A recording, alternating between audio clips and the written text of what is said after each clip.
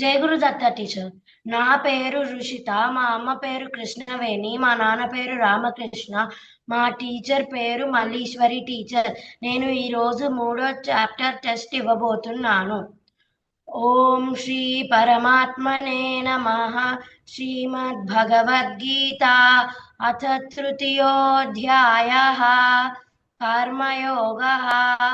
अर्जुन उवाच ध्यायसि चेत् कर्मणस्ते मता बुद्धिर्जनार्दन तत्किं कर्मणि घोरे मां नियोजयसि केशव।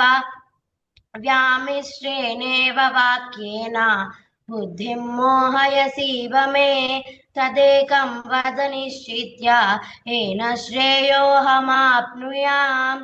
श्रीभगवानुवाच लोकेऽस्मिन् त्रिविधा निष्ठा पुरा प्रोक्ता मया नघ ज्ञानयोगेन साङ्ख्यानां कर्मयोगेन योगिनां न कर्मणामनारम्भात् नैष्कर्म्यं पुरुषोऽश्नुते न च सन्न्यसनादेव सिद्धिं समधिगच्छति न हि कश्चित् क्षणमपि जातु तिष्ठत्य कर्मकृत् कार्यते ह्यवशः कर्म सर्वः प्रकृतिजैर्गुणैः कर्मेन्द्रियाणि संयम्य य आस्ते मनसा स्मरन् इन्द्रियार्थान् विमूढात्मा मिथ्याचारः स उच्यते।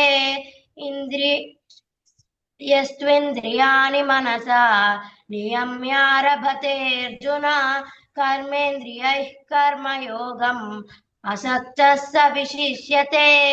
नियतं कुरु कर्म त्वं कर्म ज्यायो ह्यकर्मणः शरीरयात्रापि च ते न प्रसिद्ध्येद कर्मणः।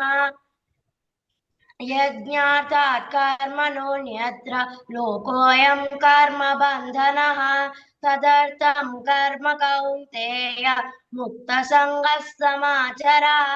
सह यज्ञः प्रजा सृष्ट्वा पुरोवाच प्रजापतिः अनेन प्रशविष्यध्वम् एषवोऽष्ट्विष्टकामधुक् देवान् भावयतानेन ते देवा भावयन्तु वः परस्परं भावयन्तः श्रेयः परमवाप्स्यथ। इष्टान् भोगान् हि वो देवाः दास्यन्ते यज्ञभाविताः तैर्दत्तान प्रदायेभ्यः यो भुङ्क्तेस्तेन एव सः। ఇంకొకసారి రుషిత ఇంకొకసారి చెప్పు. ఇష్టాన్ భోగాన్ ఇది చెప్పు. इष्टान् भोगान् हि वो देवाः दास्यन्ते यज्ञभाविताः तैर्दत्तान प्रदायेभ्यः यो भुङ्क्तेस्तेन एव सः। ఇంకొంచెం తైర్దత్తాన ప్రదాయైభ్యః తైర్దత్తాన ప్రదాయైభ్యః ఇంకొంచెం చెప్పాలి క్లియర్ గా. తేల్చేస్తున్నావు కొంచెం. Okay teacher. यज्ञशिष्टाश्रिनः सन्तः मुच्यन्ते सर्वकिल्बिषैः भुञ्जते ते त्वगं पापाः ये पचन्त्यात्मकारणात्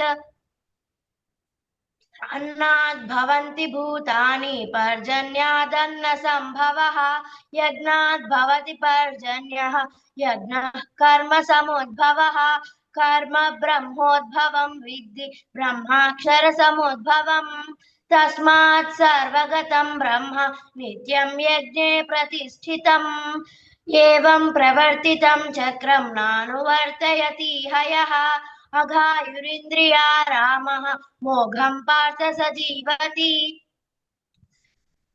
यस्मात् स्मरतिरेव स्यात् आत्मतृप्तश्च मानवः। యస్మాత్ కాదు యస్త్వాత్ తాకి వావత్తు. यस्त्वात् स्मरतिरेव यस्त्वात्मरतिरेव स्यात् आत्मतृप्तश्च मानवः आत्मन्येव च सन्तुष्टः तस्य कार्यं न विद्यते नैव तस्य कृतेनार्थः न कृतेनेव कश्चिन् न चास्य सर्वभूतेषु कश्चिदर्थव्यपाश्रयः तस्मादसक्तः सततं कार्यं कर्म समाचर असक्तो ह्याचरन् कर्म परमाप्नोति पूरुषः कर्मणैव हि संसिद्धिम् आस्थिता जनकादयः लोकसङ्ग्रहमेवापि सम्पश्यन् कर्तुमर्हसि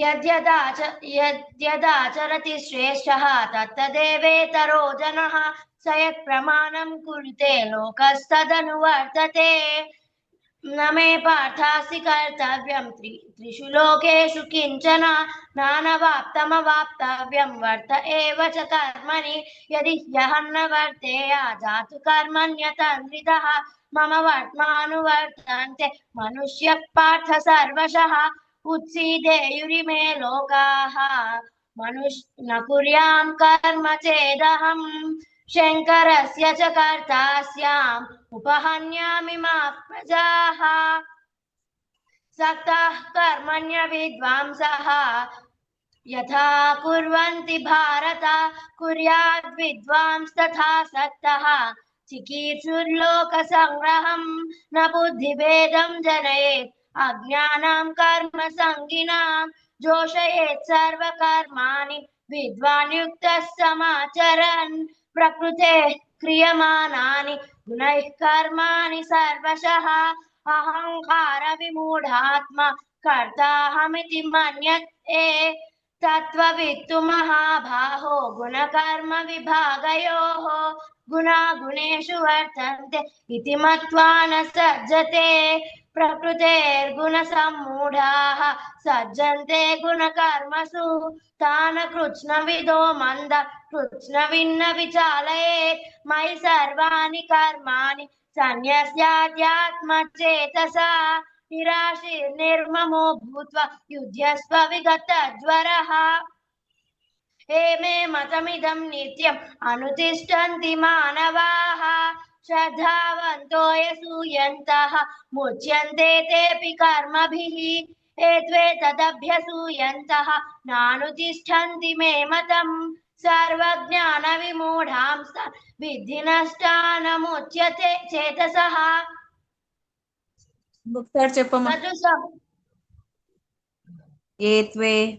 ఏత్వే तदभ्यसूयन्तः नानुतिष्ठन्ति मे मतम् सर्वज्ञानविमूढांस्तान् विद्धि नष्टानं चेतसः सदृशं चेष्टते सस्याः प्रकृतेर्ज्ञानवानपि प्रकृतिं ज्ञान्ति भूतानि निग्रहः किं करिष्यति इन्द्रियस्येन्द्रियस्यार्थे रागद्वेषव्यवस्थितौ तयोर्नवसमागच्छेत् तौ यस्य परिपन्थिनौ श्रेयान् स्वधर्मो विगुणः परधर्मात् स्वनुष्ठितात् स्वधर्मे निधनं श्रेयः परधर्मो भयावहः अर्जुन उवाच अथ केन प्रयुक्तोऽयं पापं चरति पूरुषः अनिच्छन्नपि वार्ष्णेय बलादिव नियोजितः श्रीभगवानुवाच काम एष क्रोध एषः रजोगुणसमुद्भवः महाशनो महापाप्मा विध्येनमिह वैरिणम् धूमेनाव्रियते वह्निः यथादर्शो मलेन च यथोल्बेनावृतो गर्भः तथा तेनेदमावृतम् आवृतं ज्ञानमेतेन ज्ञानिनो नित्यवैरिणा न कामरूपेण कौन्तेय दुष्पूरेणानलेन च इन्द्रियाणि मनो बुद्धिः अस्याधिष्ठानमुच्यते एतैर्विमोहयत्येषः ज्ञानमावृत्य देहिनम् तस्मात् त्वमिन्द्रियाण्यादौ नियम्य भरतर्षभ पापानं प्रजहिह्येनं ज्ञानविज्ञाननाशनम् ఇంద్రియాణి పరాణ్యాహుః ఇంద్రియేభ్యః పరం మనః మనసస్తు పరా బుద్ధిః యో బుద్ధేః పరసస్తు సః ఏవం బుద్ధేః పరం బుద్ధ్వా సంస్థభ్యాత్మానమాత్మనా జహి శత్రుం మహాబాహో కామరూపం దురాసదం. ఓం తత్సదితి శ్రీమద్భగవద్గీతాసు ఉపనిషత్సు బ్రహ్మ విద్యాయాం యోగశాస్త్రే శ్రీకృష్ణార్జున సంవాదే కర్మయోగో నామ తృతీయోధ్యాయః. జై గురుదత్త టీచర్.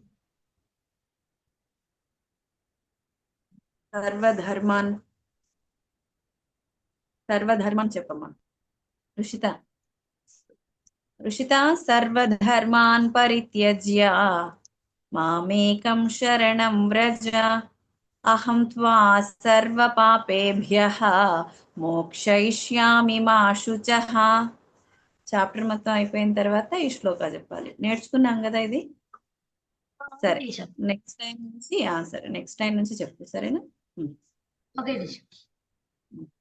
ఏం చెప్పాలి? మెమోరీ అంతా బాగుంది ఋషిత. అక్కడక్కడ మహాప్రాణాలు ఒక శ్లోకంలోనే వస్తూ ఉంటాయి కదా, 4-5 వస్తూ ఉంటాయి. 2 బాగా పలుకుతావు, 2 లైట్ గా పలుకుతావు. ఇంకొకటి ఏన శ్రేయోహమాప్నుయాం, పూర్తిగా యాం అని పలకాలి. Okay teacher.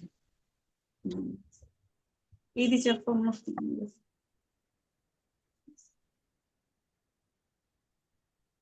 సహయజ్ఞాః, అది చెప్పు. సహయజ్ఞాః ప్రజా సృష్ట్వా పురోవాచ ప్రజాపతిః అనేన ప్రశవిష్యధ్వం ఏషవోస్త్విష్ట కామధుక్. ప్రశవిష్యధ్వం అన్నావు. అది అదొకటి. అన్ని చిన్న చిన్నవే మహాప్రాణాలు. ఇది యోగినాం అంటే పూర్తిగా నాం అని తీసుకోవాలి. 3వ పాదంలో అలా వస్తాయి కదా ఎండింగ్, అది పూర్తిగా తీసుకొని 4వ పాదం తీసుకోవాలి. నీకు తొందరలో 3వ పాదం పూర్తి చేయకోకుండా 4వ పాదం తీసేసుకుంటున్నావు. అలా ఉన్నాయి కొన్ని.